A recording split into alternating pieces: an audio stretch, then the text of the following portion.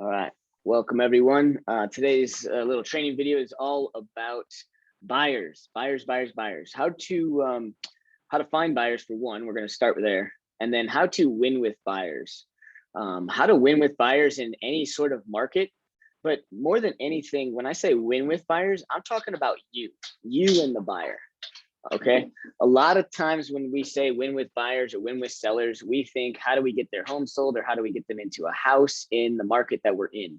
We're going to touch on the market, but more than anything, I'm going to teach you guys how to relate to buyers. I'm going to teach you guys how to get leads off of buyer leads. You see, sellers, you can get leads off of sellers, but sellers have a different focus in my mind.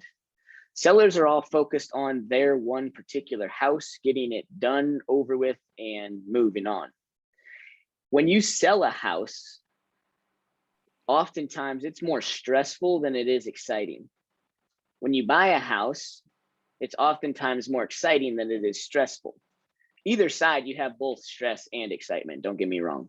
When a seller wants to move, typically they're excited about where they're moving to, hopefully. But the stress of selling your home is big on a seller. A buyer seems to be much more excited, much more willing to engage. Let's start there with buyers. When do they start engaging? Does anybody know the average of when a buyer, says, I want to start looking for homes, to the point where they transact on a home? Any guesses? Okay. So a buyer typically will start sharing with the world, meaning their friends, family, Facebook, whoever, start thinking about it anywhere between typically 3 to 6 months, I think is on average, up to a year. So let's just call it 6 months. A seller may think about selling their home anywhere between 3 to 6 months to a year, maybe even a couple of years. But when do they start vocalizing it to their friends and family? It's usually about a month to 3 months. Sellers typically don't vocalize it until they're kind of ready, because they don't want all of those questions. They don't want to think about the stress of packing, touching the house up, doing all of those things, right? Especially if the seller has moved before. Moving is rough. I'd love to get to a place in my life where I have enough money to pay for movers to pack and unpack. It's stressful. But anyways, the point I'm making is, because buyers start their lead time much quicker or on a longer scale than a seller does, we have to understand 2 different points. One, they're vocalizing it to their sphere of influence, and they are great people to get leads off of because of that. When they're excited about buying a home, even if they're 6 months to a year away, their RAS is heightened. Their RAS is their reticular activating system in their brain. So a lot of you guys have heard me say this, and I'm going to say it again because there's plenty of people that haven't. The best example I can give you guys about your reticular activating system working for you in everyday life is thinking about the car that you drive today. The car that you drive today, you probably see and recognize more of that style of vehicle on the road than you did before you bought that car. And it's because you typically get in your car very frequently throughout the week, every day, every other day, 5 times a week, right? So it's heightened because you see it as you pull it into the driveway, as you lock it, as your keys sit there, as you get into it, as you pull out of the driveway. It's very much at a heightened sense of awareness. Now, in life, what we do is we have that same heightened sense of awareness throughout different things, right? One of the easiest examples is being hungry. As soon as you feel hunger, you're at a heightened sense of awareness around smells of food. You're at a heightened sense of awareness around restaurants that you drive by. Your reticular activating system is a perfect play with a buyer. Because they have a bigger lead time, they're more likely to run into people throughout that lead time who also want to buy or sell a home. And it's our job to brand them, or actively let them know that that's going to happen. Okay. So when a buyer has that much lead time, do yourself a favor and bring up this car script. All right. Rula, role play with me, please.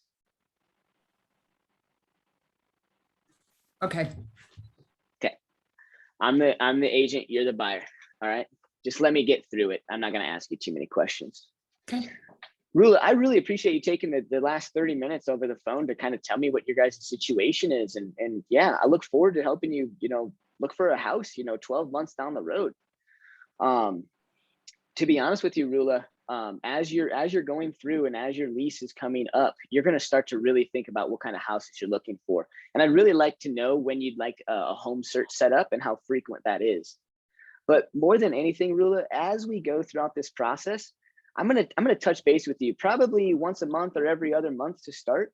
And the reality is that when I touch base with you, I know for a fact you're not ready to buy because your lease isn't up for another year, September of 2022. But the reason why I'm going to be giving you a call is, one, to see if you have any questions. All right. As you go and as your brain turns around buying a house, because you will think about buying a house all the time. You're going to have questions that come up. And I just want to make sure I'm there as a resource for you. But on the second hand, Rula, you're going to be thinking about it so much that you're going to be at a heightened sense of awareness around other people who are looking to buy or sell a home. Let me ask you, Rula, what kind of car do you drive, or vehicle or truck? Am I supposed to be the lead? I drive a Toyota. You drive a Toyota? Is it like a Highlander or like a Tundra or a Yeah, Camry? it's a Highlander. Right on, right on. And do you see more Highlanders on the road today than you did before you bought that vehicle? It's actually very true. I do. Right on. Well, and you're no different than myself and any of the other population. I have never ran into somebody that didn't notice more of that same vehicle on the road. Even just Toyotas in general, you probably notice more of.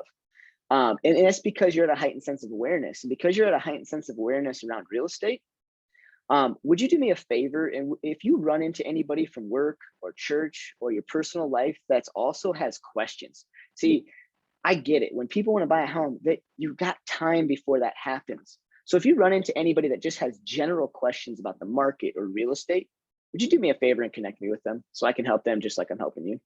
Absolutely. Great. So that's all I mean when I touch base with you. I really appreciate your time. I'm going to go ahead and work on X, Y, and Z that we talked about earlier in our conversation. I really hope that you have a great day. And, I'll talk to you in about a month now. Awesome. Thanks. You have a great day too. Thanks, Will. It's as simple as that, you guys. Simple as that. I do it with seller leads too, but this is all about buyers. You got to pop that in some way, shape, or form. I just branded her. She just made connections in her mind that she never thought were there. I just asked her for business without being super direct. I told her that the only reason why I'm going to call her is to see if she has questions. She's more likely now to pick up my phone call. You see, if you follow up with a buyer lead and you're constantly going every month, hey, Rilla, this is Bruce. I just want to check in and, make sure that, I'm checking in. I know you have about 12 months before your lease is up. I just wanted to check in. Hope you have a great day. It goes nowhere. It's not effective. You do that 1 month and then the next month and then the next month. And Rula stops answering the phone because it's pointless to her. But because I just gave her conviction on looking out for people that are looking to buy or sell, as well as telling her questions will come up. Now I triggered her mind to think of questions. And now I'm going to have much more of an effective conversation when I go to follow up with her. Now, if I follow up with her, I'm going to keep it short and simple, and I'm not going to waste her time because, again, I want her to continue to answer the phone. The more she answers the phone as I follow up with her before she gets ready, the more likely she is to find a lead for me. So when she goes in, when I follow up with her, it goes something like this. Hey, Rula, what's going on? It's Bruce. Good. I'm good. How are you? Good. Hey, like I said, I'd be touching base with you. I know we're about 11 months away from, taking a look at, finding yourself a place. Any questions pop up over this last month that you and your husband were talking about? Not really questions. I was kind of noticing a lot more homes in, certain areas that we want to move into. Well, that's fantastic. We can do one of two things. You can tell it to me over the phone. You can send me an email or send me a text, but I really want to make sure I keep my pulse and an eye on the market. What kind of areas and subdivisions are you looking at? We're looking at Southeast Fort Collins. Great. Okay. I'll start targeting that. And what I mean by target that is like I said, I proactively prospect for all of my clients. And what I can start to do is I can start to flyer some neighborhoods over there. So if you have any specific subdivisions, I'll be happy to send out mailer. It's no cost to you. It's all on me, to see if I can't find maybe somebody thinking about selling a house in a year. The other thing that I can do is I can start door knocking and calling around those neighborhoods. If I had your permission to find you an off-market property. Yeah, that would be great. I mean, we still have the lease, or, that, like, is there a way for us to get out of the lease? What if we No, find a house? and that's a great question. The reason why I would start now is because, just like yourself, nobody really ever buys a home immediately, and no one ever really sells a home immediately. So what I'd be looking to do is I'd be looking to time up somebody's listing or somebody that's looking to sell right around that same time, similar time that your lease is up. Now, as far as your lease goes, what we'd have to do is dive into your lease to see what kind of buyout clause there might be, what kind of repercussions you would have to vacate early. But we can do that at a later time. But more than anything, I would proactively prospect for you to make sure that if we do find something off market and could time up pretty appropriately, because I've been doing this a long time, Rula, and people don't just decide to sell their house tomorrow, right? They decide to sell their house and then they get ready and then they touch their house up and then they figure out where they're going to move. And so they sometimes are, a month to a year out. And if I can hit them beforehand, maybe we can have that perfect match for you and your husband. That sounds great. Awesome. Well, hey, this is exactly why I touched base with you, because there are things on your mind and now I've got some work to do for you. Southeast Fort Collins, you said, correct? Yep. Awesome. I'm going to start doing some research over there. If you want to start sending me over some subdivisions, that would be fantastic. I will gladly do so. Yeah, awesome. Well, hey, that's all oh, you know what? That's not all I have for you, Rula. What kind of agent am I? Have you seen any of those Highlanders on the road? Actually, a lot more. Right on. How about buyers or sellers? What do you mean, buyers or sellers? Yeah, just like you're walking through this and you're thinking about buying a home, have you ran into anybody that might be looking for some real estate assistance? Actually, not yet. Awesome. Well, great. I hope you have a great rest of your day. I'll get started on the northeast side of Fort Collins. Thank you so much, Bruce. Thank you. Perfect, Rula. Thank you so much for going into that. I wasn't expecting that, but you guys got to see an awesome opportunity of providing value. Okay. You have to, if they give you if you're touching base with somebody that's a lead and they give you an opportunity to show your worth and your value, jump all over that. Because here's the other key piece. You have to follow up with a buyer. All right. Now let's look at the negative side of a buyer having buying a home on the top of their mind. Here's the negative side. The positive side is they're probably going to run into leads for you. But here's the negative side. They're going to run into agents. Because it's top of mind, they're going to run into other agents. They're going to talk about buying a house. So you are semi-competing against other agents when a buyer lead is a decent amount of time out. And so anytime that I have the ability to provide value, I'm going to provide value. So I constantly stay above the competition. And I'm going to proactively prospect. I'm going to find them a home off market. All of those fluffy words a buyer wants to hear. Another agent just crossing at a networking event or a grocery store, they're not going to go into that stuff. They're going to latch onto Rula like a leech. They're going to pounce on her. And if I'm the one who stays calm, cool, and collected, I'm there to help her. And I'm there to do things outside of the box that no other agent's willing to say. She's going to work with me. Confident. Thank you for role playing. That was perfect. Did anybody have any questions about the car script? You can do it in multiple different ways. I definitely did it a very long, drawn out way so you can see the entirety of it. But sometimes it's really, really quick. Hey, what kind of car do you drive? Oh, do you know what? You actually are gonna. It's kind of like that. You're gonna see more buyers on the street than you are. More buyers on the street. You're gonna see more buyers and sellers in your life, just like you see more Highlanders on the road, right? You can make it really fast to those types of people. Questions? Cool. So we got lead time. We understand buyers now a little bit more. Okay. Do yourself a favor and quit getting so excited about leads. Get excited about going under contract. Okay. Leads are just leads. We really need to understand that too. because what happens in the next, what anybody ever deal with or go through COVID in 2020? Yeah, we all did, right?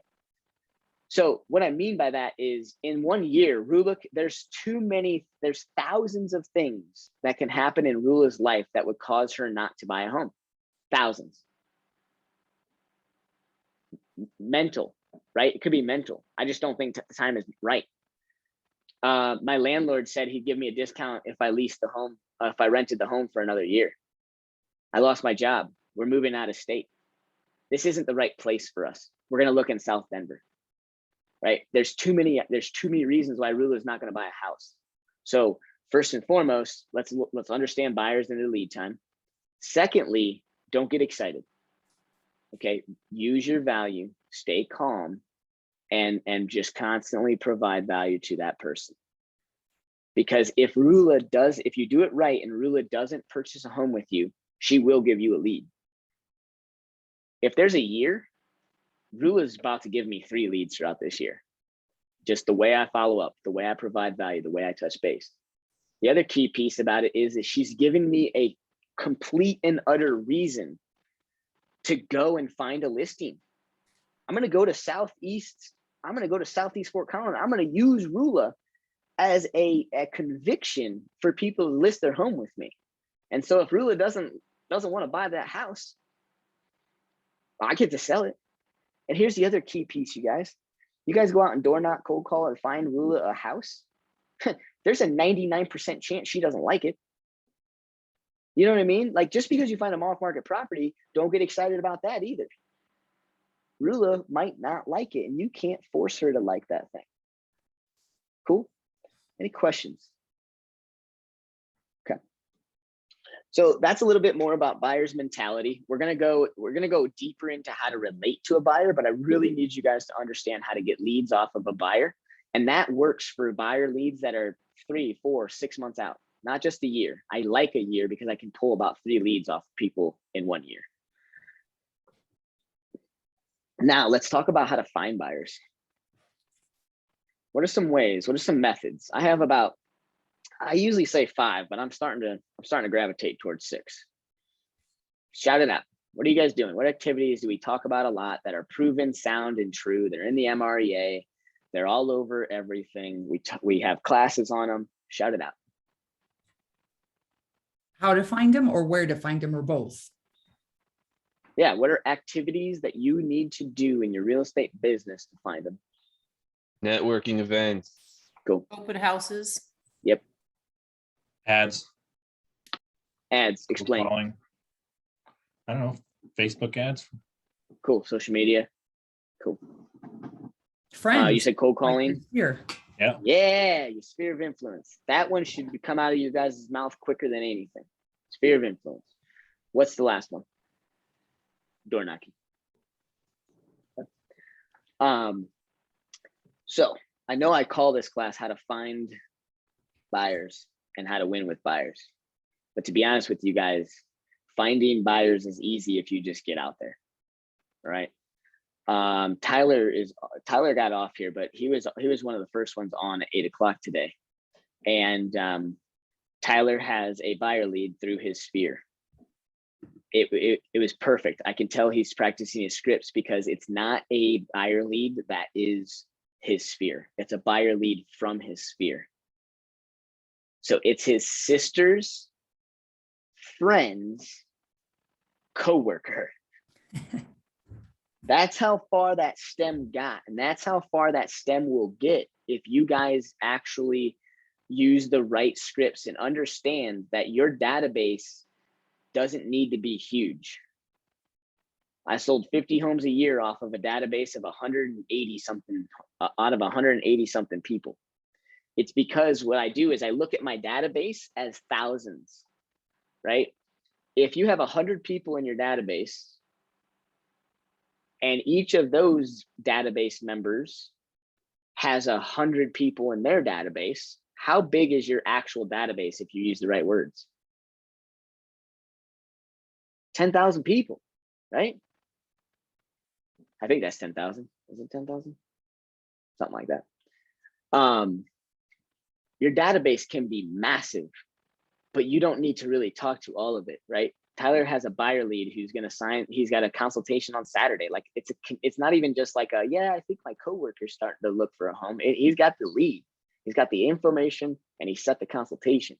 Your sphere of influence is ultra number one for any sort of leads. So again, this class is called How to Find and Win with Buyers, but more than anything, we're just going to continue with how to win with a buyer. All right. How to find them is all up to you and your efforts. The 5 or 6 methods that we just talked about are the most proven. You don't have to do them. Not all of you are cold callers. Not all of you are networkers. Not all of you are door knockers, and not all of you like open houses. That's okay. But I'll tell you, you need to find something that makes you ask for business. You don't need to be comfortable. It's all new. I didn't become comfortable asking for business until, gosh, probably 3 and 4 years into the business. I just got clammy every single time. And I just got used to being clammy, I guess. But how to find buyers is easy. You just have to put forth the work. So let's take a minute and let's mastermind. What are some other ways that we can find leads? Because a lot of people, I do, you guys, I'll be honest with you. I get a lot of calls. I get a lot of emails. Bruce, I don't want to door knock, cold call, network event, open house. There's got to be another way that I can find real estate leads. And that one trumps me. That one tricks me, because the only other way to find any sort of leads is to believe in a niche or believe in a system that you can do effectively, in which gets you those leads. And typically and traditionally speaking, because how long has the world of real estate been around? They sold homes in the 50s, right? So when I get that question, and I get it, because when I get that question, a lot of people are new. But when I get that question, my mind instantly goes to, let's just say that real estate wasn't, like, real estate services were invented in the 50s. So 1950 to 2020, that's 70 years. In 70 years, the most proven ways to do real estate or find leads are those 6 things. So that's a hard question for me to answer, because when we don't want to do those 6 things, what do you want to do? How will you find your leads? Because those are the best proven ways. And when I say the best proven ways, I mean, you can do a lot of other things, but your percentage is so far down. Now, I know of 2 people that we have in our market centers that find leads in different ways. Okay. The one is Jenny Hart. Jenny Hart, I don't know if she has a database to this day, but she does. She doesn't, I don't know if she has them in her CRM. I don't know if she has a touch program that I operate on, but Jenny Hart is 1000% ruthless on Facebook. So her model to find leads is she needed to get to 5,000 friends quick. Then she also understood that through social media, people love to look at train wrecks. People love to, if you go by an accident on the side of a road, no matter how much traffic is there, no matter how bumper to bumper it is, everybody takes the chance of running or rear-ending the person in front of them, because they have to go like this. What happened? Right? Social media is no different. I'll give you a prime example. I can't stand these women at all. The Kardashians. They're like a damn train wreck, and they're multi-billionaires. All right? They're billionaires over doing racial and scandalous stuff. All right? They're billionaires over train wrecks. I can't, that one blows my mind every time I think about them. One of the, I don't even know their names, but one of the Kardashians gets on social media on Instagram, and it's estimated that for every post that she posts, she makes $250K.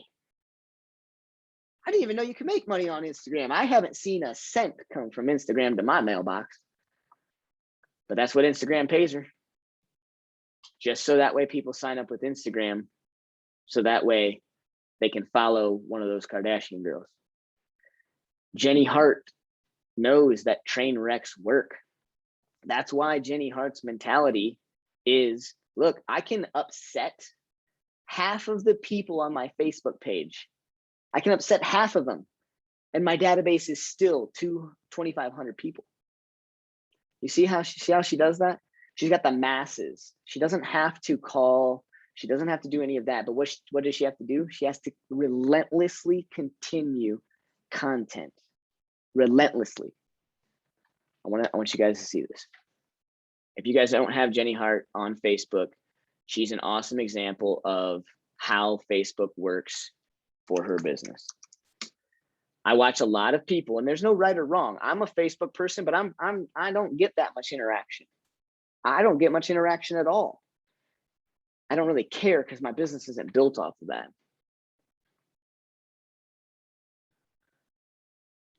But if you don't have Jenny Hart on Facebook and you're thinking about marketing heavier and hotter on Facebook for your business,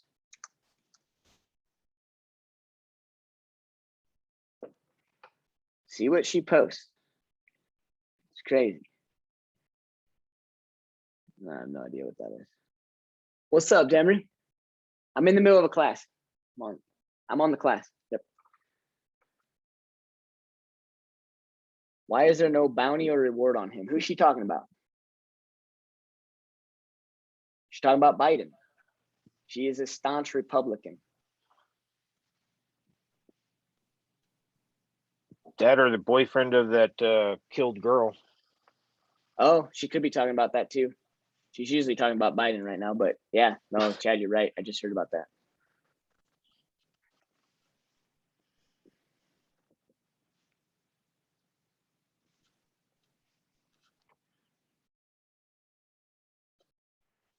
Now that we've seen a couple of her posts, look at some of the interactions. It's crazy.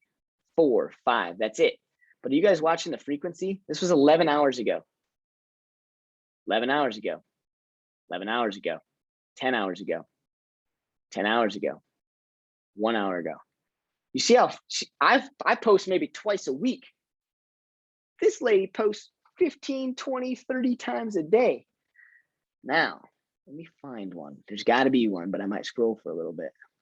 See, she doesn't get much interactions on some of these. But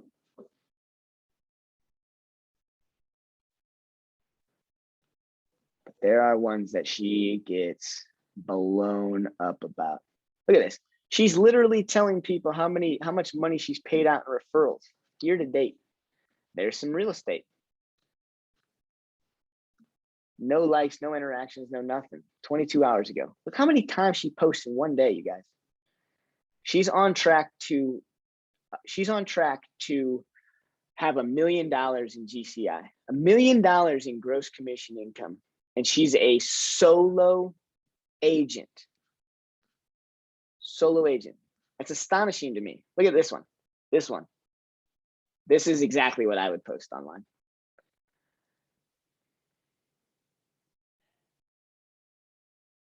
I laughed my butt off when I saw this. That's where she starts to get the interaction, you guys. The funny stuff, the racy stuff, the borderline, like, should this get taken down from Facebook stuff.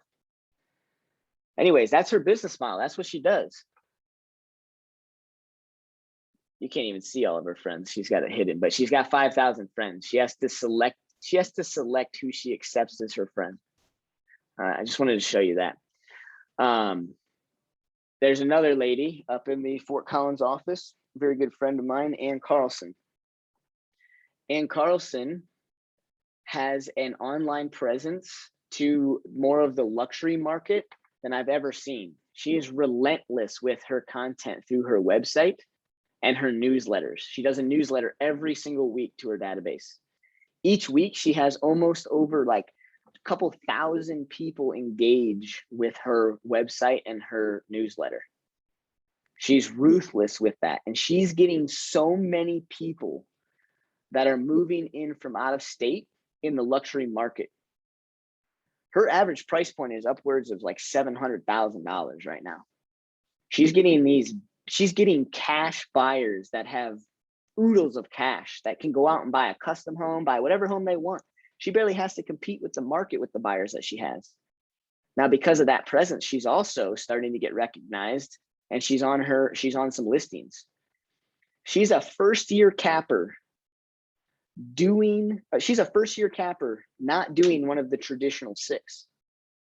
So what I'm getting at, you guys, for the sake of this video and for time, is there are other ways out there, okay? But you got to be careful with them. You have to be relentless with them, all right? Has anybody read the book Relentless? That book's like my Bible. If you guys read that book, you guys will see like the inside of Bruce. That's how I talk to myself. That's what I do. That's who I am. They do the same thing in their business differently. I can't actually see it, Wolfpack. The compound effect, Darren Hardy. That one is amazing too. Amazing. But they're relentless, you guys. Read that book, Relentless, and you'll see what relentless really means. Follow Jenny Hart's Facebook page and you'll see what relentless really is. Did you just see how many times she posted in less than 24 hours? I couldn't even find them yesterday or the day before. She's relentless, all right? If you're gonna do something different, you better mastermind around it. You better stick to it. You better absolutely full on play all in. Yeah, that's by, I think Tim Grover does Relentless. Darren Hardy does the Compound Effect. Be careful with Relentless. I've had some people read it and it's upset them because they found out a lot about themselves that they didn't like. I found a lot about myself that I didn't know, and I found a lot about myself that I didn't like either. Now, going through that book multiple different times, I realized the book had no attack on me, but the book showed me who I am and who I want to be. That one is incredible. Tim Grover has his second book out now. It's called Winning. I just started it. Well, I took a pause because I'm doing that book club, but Winning by Tim Grover is right now so far. It's pretty powerful. Anyways, let's keep going. How to find buyers. If you're not going to do one of those 6, you better find your niche and you better be relentless around it. Some people in here will do internet ads, internet leads. Carson, are you still on? Can you chime in a little bit? Yeah. Cool. So Carson does some heavy internet lead presence. He does have a method, or has learned a method, in which he doesn't spend a crap ton of money on it, in my opinion, for what he's getting in return. And now, Carson, I'm not going to talk about what you spend. I'm not going to talk about how frequent you put out ads. What I want to talk about is, what were some of the epiphanies that you had with internet leads? Really, I mean, it's more of kind of cutting down from a cold call to actually getting a little bit better leads, where they're still a little bit farther along, I guess, down the funnel a little bit is what you'd say. Yep. Good. The other thing that I noticed with internet leads was, if you don't have a follow-up and touch system in play to remind you when to follow up and touch base with them, you're wasted efforts. You might as well not be putting out leads and ads. You see, I watch a lot of people learn how to do Facebook ads and internet ads and stuff like that, and then they have no touch program and they wonder why they're spending all this money and they're not getting any return off of it.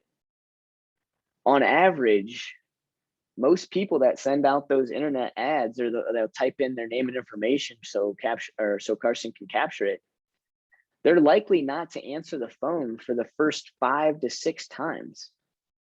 It's been proven the 6th, 7th time on an internet lead in real estate, that's when they start to answer the phone. Now, if Carson calls, within the first 5-10 minutes while they're still kind of on the computer, there's a higher likelihood they'll answer. But on average, right? Remember, when we say average, it doesn't mean they're not going to answer the first 2 and 3 times. But I watch so many agents send out an internet ad, they get a bunch of names and phone numbers, and they call 1 or 2 times, and they think it's not working, right? So Carson has to have a very good follow-up touch program in there. He's working on his second lead. All right, if he closes his second lead and an average commission of $10,000 pop, and he spends maybe $500 to $1,000 a month, I don't know what he spends, you guys. I'm stabbing in the dark, and I don't get into people's personal stuff unless we're on a one-on-one. If he spends $500 to $1,000 a month, let's say it's $1,000, that's gonna bet you guys, that seems like a lot to you. I have a ton of you guys telling me that Bold is too much money for you. I have a ton of you guys saying that. But I watch you guys spend hundreds of dollars on BS too. Bold is not BS. I'm not gonna go down the Bold train. We got that tomorrow. But if he spends $1,000 a month on internet leads over 2 months, has 2 different deals going on an average commission of $20,000, who in the right mind wouldn't spend $2,000 to make 20? Here's why we don't. Because we don't trust ourselves. We know we're not going to follow the touch program. So whatever you do to find leads, you better have a program, model, and system around it, and you better work it. You guys all know me. I started off with no database. I built my database basically off of open houses and networking events because I was shy. I couldn't stand cold calling and door knocking. I really didn't like networking events unless I went with some people that would basically introduce me to people, because I would not go up to people. I'm not a personable person. Casey, you would rock it at networking events. Eric, same thing. You guys know how to hold conversations. I don't know how to hold conversations. But networking events I got better at. Open houses I loved because I found that was the only reactive lead generation source. Now, there's another lead generation source that's reactive, and that's internet leads. But at the time, I had no money, no database, and internet lead generation was not really a thing back in 2013. It was just starting back then. But open houses were my bread and butter because I could be as shy as I wanted to, and people would come into the door, and then I could ask them for leads. Over time, I realized, man, I better door knock and cold call around my open houses to get more people in. And even if I'm shy, I'm not asking people to buy or sell a house. I'm just inviting them to an open house. And then I got more and more comfortable with that. And then I would pop in, hey, I'd like to invite you to my open house. Oh, and by the way, do you happen to know of anybody who might want to buy that house down the street or maybe anywhere in Longmont? You evolve over time as you be relentless with whatever you choose to do. Fast forward a few years, I built my database through open houses and networking events, eventually with cold calling and door knocking. And then I had a database. I had a place to actually talk to people that I already had met. And then that's when I started my 33 touch program. There's a sphere of influence video online. We're not going to do that class today. That's a 2-hour class, but I went through my sphere of influence or my database, and I put together a 33 touch program. When I first started in Keller Williams, we only knew an 8x8 and a 33 touch program. Brand new leads were touched 8 times over the first 8 weeks. People that you had gone through the 8x8 with, then you put them on a 33 touch for the year. Over time, we learned that actually a 42 touch program or better has better results. So I changed mine to a 42 touch program. I ran at a 56 touch program for a little bit, but then dropped back down to 42. I just didn't have the time. But my 42 touch program barely had anything to do with an ask around real estate. It was branded with real estate, but every month I sent out a recipe and my brand was my email signature, your realtor, Bruce Carley. Right? You guys see it right now as fail often and fail forward, but I used to use your realtor, Bruce Carley. On my handwritten notes, my return envelopes, my return stamp said your realtor, and then my address. Sphere of influence is the #1 way. It's been proven. It's the absolute best way to do it. If you don't have a database, grow your database as quick as possible and get people on a sphere of influence touch program. It absolutely will rock your socks off. I averaged in my career, 87% of my business came from my database. You guys, that's with 2 years of growing the database. That's with 2 years of basically having 0% of my business coming from my database. 87%. That's because I'm still shy to this day. I really don't love to go out and just be, I really don't love to just go out and be vibrant. I don't do that. You guys may think that because I love this industry and I love what I do, but in the general public, I am not a talker. I'm not a networker. I'm shy. I don't really like to hold conversation. I don't like to talk about sunshine, rainbows, and butterflies. However, because I know my weakness, my touch program was built around my weakness. My touch program asked for business without me having to do it vocally or through written form.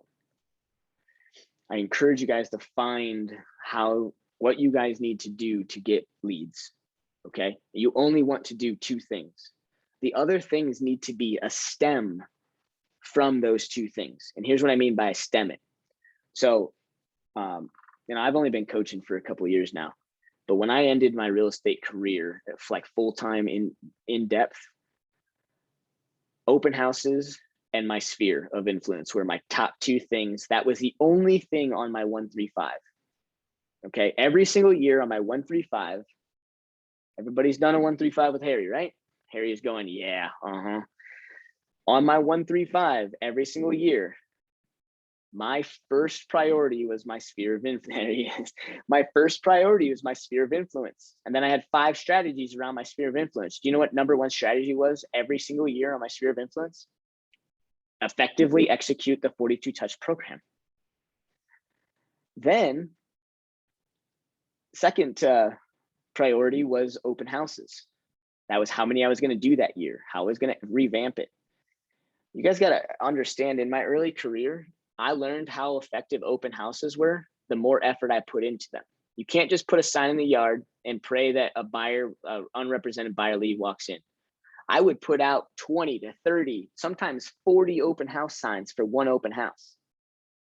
I had a lender come with me multiple times, and we put up a big old pop-up tent in the front yard. We had a table, folding table and chairs. And the lender, as people would walk in, would say, hey, would you like me to grill up a hot dog as you guys go out and see all of these open houses today? That way you guys can have some fuel for your day. Do you like your hot dog extra crispy? Do you want a hot dog? And he'd sit there and grill up on a little camping grill, a little Coleman camping grill. He'd grill up hot dogs while I basically gave them the tour of the home. When you give somebody a hot dog and a bottle of water, they sit there and they eat it because they don't want to take it to their car, especially if you're strategic and put a crap ton of ketchup on it for them. So they don't want to go in their car and get messy, right? The table and chairs were there so they could sit down. It's perfect opportunity to close them, right? Whatever you decide to do, be relentless. Think outside the box. Do things that nobody else will do, right? I know some people that will basically say, convince this food truck to sit outside in a busy neighborhood, right? I don't do food trucks that often because a lot of times they don't get business, and then you ruin your relationship with the food truck owner. But if you're in a primo location and you can get a food truck to be out front, it's great. I had cornhole at a couple of mine when I couldn't do a grill. You name it. I think I did a water balloon toss one time. It was awesome. Chime in with one, Bruce? What's up? Can I chime in with one? Yeah, please. I saw this on the internet the other day, and Lamborghini, what they do is they have test drives at open houses or houses that are for sale. So then people that are coming to those properties can not only just drive a Lamborghini, but they can look at buying that house as well. That's sick. That's but awesome. also the same sort of structure. Yeah. No, that would be great. If you got a database full of like car buffs, maybe they'd have like a little mini car show in the neighborhood around your open house. Yeah. No, I saw that and I was like, that is so classy. Yeah, man. I'm so glad you brought that up. That's awesome. What I'm getting at, and I'm going to stop beating this horse. You all can find leads. You got to know your niche, and you got to believe in it, and you got to go out and talk to people. All right. Harry and I and Lori, we talk every week. We mastermind every week. And we know who's going to get the business and who's not by the amount of contacts you guys are making. It's simple, it's effective, and it's easy. You just got to find what you like. It was so fun.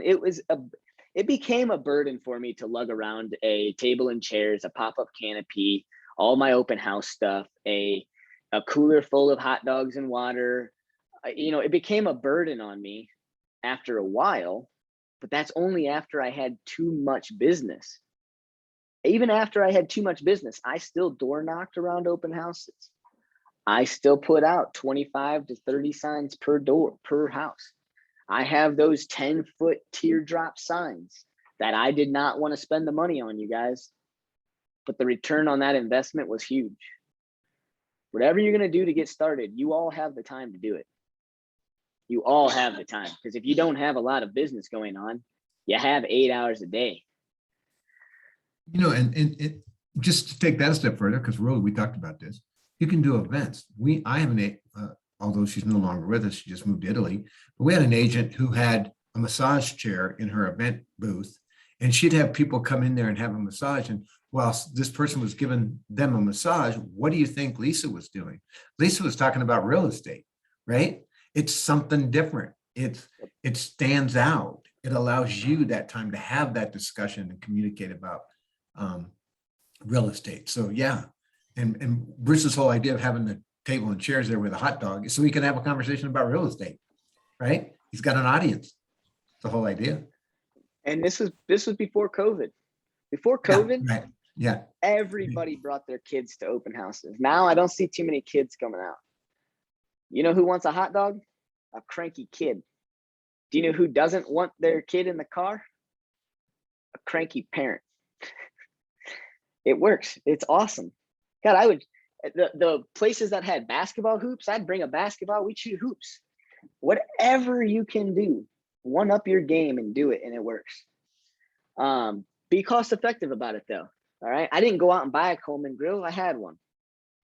I bought hot dogs, but you know, I bought the $1 pack of buns. I bought the ballpark Franks. You know, they plump when you cook them. Like it's perfect.